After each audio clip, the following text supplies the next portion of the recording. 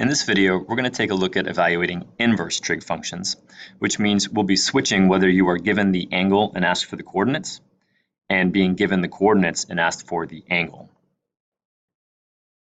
First, a couple of reminders for terms we've seen earlier in the class. If a function is called one-to-one, then that means it passes something called the horizontal line test. So there shouldn't be any horizontal line you can draw across the graph that would touch the function more than once.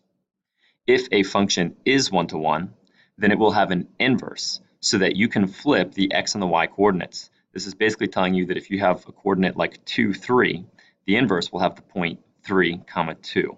So inverse functions switch the input and the output. The notation we use for inverses is using the trig function, so it could be sine, cosine, tangent, or secant, cosecant, cotangent, and then it'll say to the -1 power of whatever variable you're dealing with, usually x. This is the notation for the inverse, and please do not confuse this with the reciprocal functions. If we're indicating the reciprocal function, we'll have sine of x all in parentheses raised to the -1 power, because that means to take the function and flip it to the bottom of a fraction, which we have defined earlier as being equal to cosecant of x. So whenever you see sine to the -1 of x, they're asking for the inverse function. Whenever you see any of these notations, they're referring to the reciprocal function. Please do not confuse those two concepts. First, let's look at the inverse of the sine function. Now, one important comment, and I'll show you where this comes from on the unit circle in just a moment, but we have to restrict the domain of the sine function. On the unit circle, we show all of the angles from 0 to 2 pi, but when we're talking about inverse functions, we're only going to look at the angles between -pi/2 and pi/2.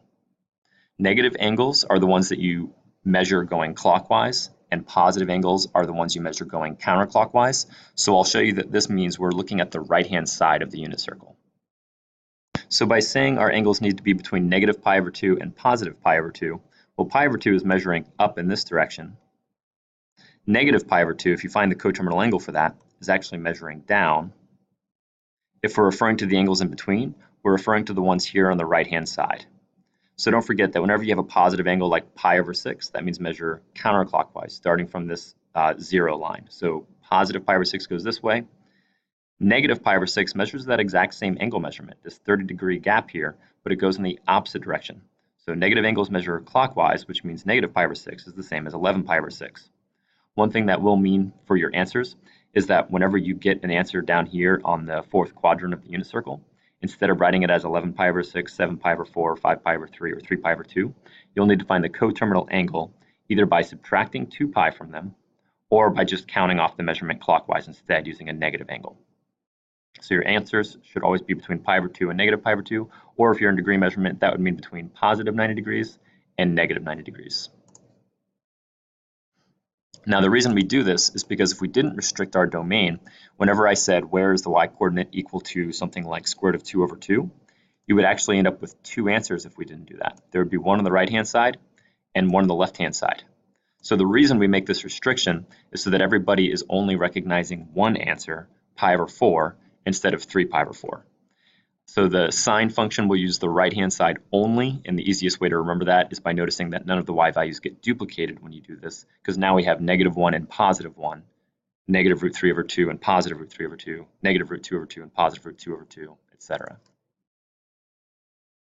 So now let's talk about what the actual process is to find your answer. If they ask you for sine to the -1 of x, then you will find the y-coordinate that matches the given number on your unit circle. So for sine, look at the y-coordinates. Once you find the y-coordinate on your unit circle, you're just going to state what angle that's occurring at. Different questions may ask for you to state your angle in radian or degree mode, but I'm going to be focusing on radian mode for most of this lesson. So here are some quick examples of finding sine inverse. For the first one, it says find sine inverse of square root of 2/2. So on our unit circle, we're going to find this y-coordinate. So focusing on the right-hand side only, look through the given y-coordinates on the unit circle. Here's square root of 2/2. So my answer in this case is pi/4 if I'm trying to state my answer in radian mode. If I ask for degree mode, then I would say 45 degrees instead. So this is the y-coordinate. The angle that's happening at is pi/4. For the next example, we're looking for where is the y-coordinate equal to -1/2. We're still looking at the right-hand side only. I know that the negative values are down here in the fourth quadrant. Negative 1/2 occurs in this location. So if you say 11 pi over 6, you would get points off on a test or a quiz because we actually need to rewrite this as an angle between negative pi over 2 and pi over 2. So we either need to subtract 2 pi from this number to find the coterminal angle that is between negative 1/2 and positive 1/2 pi, or we need to recognize that we're measuring a pi over 6 angle gap in the clockwise direction. So this would be the same as negative pi over 6. So make sure whenever you get an answer in the fourth quadrant, you find the coterminal one or you correctly express it as being a negative angle measurement instead. Rotate clockwise. And then here's one last example. I did use a slightly different notation here, but this is still asking us for the inverse. They have said sine of the angle equals square root of 3 over 2. So they're still saying the y-coordinate is square root of 3 over 2, and they're asking us to find theta. So no matter which way they phrase the questions, we're still doing the same process of finding the y-coordinate on the unit circle and then identifying the angle at which that occurs. So here's our y-coordinate of square root of 3 over 2. And our angle in this case is pi over 3. Since this one's in the first quadrant, we do not have to find the coterminal angle. We can just list the angle as is. Only worry about the coterminal ones for the ones down here in the fourth quadrant. So that's it for our sine inverse examples. Now we're going to do the same thing for cosine and tangent with only a couple minor changes to our rules.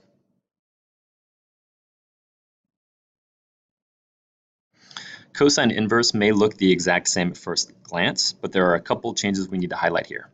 First, our restricted domain is going to change. Now we're going to be looking at the angles between 0 and pi to make sure we don't get any duplicate values. So let's look at where that comes from. Since cosine is based on the x-coordinate, we can't just use the right-hand side of the unit circle again, because that would give us duplicate x values. We have square root of 3 over 2 here, and we have positive square root of 3 over 2 here. So it's not okay to keep just using the right-hand side of the unit circle if we want to avoid having two places that create the same answer. So this time instead, we're going to be looking at the angles between 0 radians and pi radians. So we want all of the angles in between these, which are the ones on top. So you do have to be careful about changing which part of the unit circle you're looking at based on whether you're doing sine or cosine inverse functions. Sure enough, if you look at your x-coordinates now, we have positive square root of 3 over 2 here and negative square root of 3 over 2 over here, which means we're now getting different numbers. We do not have any duplicates shown, so every answer we get will be a unique single angle measurement. The best thing about the cosine inverse ones is you can just use the angles exactly as they are on the unit circle now. We don't have to do any coterminal angles. So for cosine, it is acceptable to just list the answers on the unit circle because these are the numbers between 0 and pi. The other big difference I have highlighted here is that cosine is focusing on the x-coordinate, which we did talk about when we looked at the unit circle a moment ago. So make sure when you're comparing sine and cosine, for cosine you look at the x-coordinates and you're only looking at the top of the unit circle. And here are some quick examples. Again, this one is saying find the x-coordinate of negative square root of 3 over 2, and I'm going to indicate my answer in radian mode. So now focusing on the first number in each ordered pair, I know that the negative x values are on this side. Here is an x-coordinate of negative square root of 3 over 2. So our answer is the angle 5 pi over 6, or 150 degrees if they ask for that degree measurement. Next, we're looking for an x-coordinate of negative 1/2, and then we will state the angle that that happens at.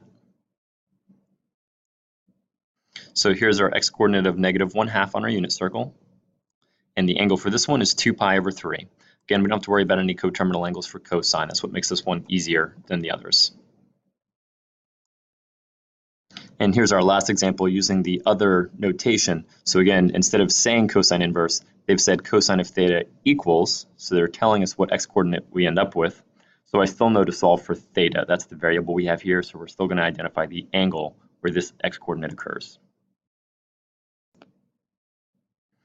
So here's our x-coordinate of 1. We do need to be a little bit more careful on this one since I have 2 radian measurements listed as pointing straight to the right. We said our answer needs to be between 0 and pi, so I can't use the 2 pi version. That one's too big. We have to use the answer that says 0 radians, or it would be marked incorrect. That's just to make sure that everybody is expressing the answer in the same way so that it's easier to identify whether we got the same number or not. So that's all for our cosine examples. Again, just to reiterate, only use the top side of the unit circle and do not worry about finding any coterminal angles for these. Just use the angles as shown on the unit circle. For tangent, we actually have a similar domain restriction to what sine had.